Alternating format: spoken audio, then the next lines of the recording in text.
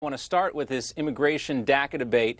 Should President Trump allow a government shutdown if he cannot get the border wall money?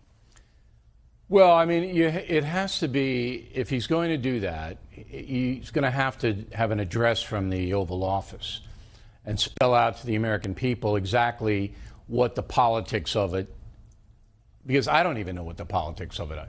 I can't even explain it to you. It's hard to tell. You know, it's all interlocked with, okay, they want to do this for the Dreamers, they want to do that for the wall, they want to get this much money to keep the government open. It's so complicated that if they're going to shut the government down, President Trump's got to sit there in the Oval Office, do an address, and explain it so even I can understand it.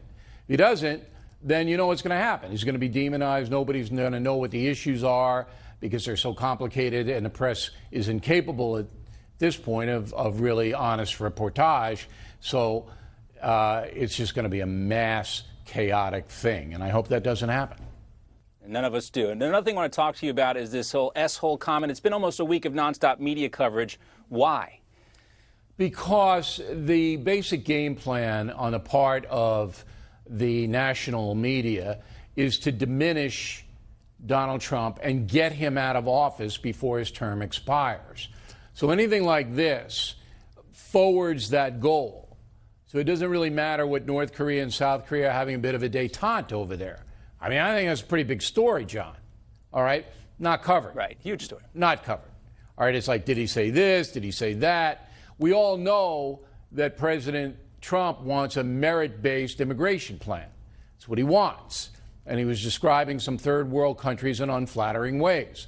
That was not smart to do because then it's used against the president, and all of the other things, including his immigration take, are obscured.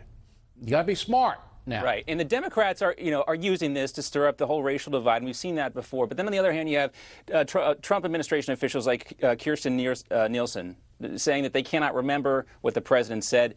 Is that a wise play on her part, and Senator Perdue and Cotton and the others? I assume that the Secretary of Homeland Security is telling the truth, that she couldn't figure out amongst all the cursing.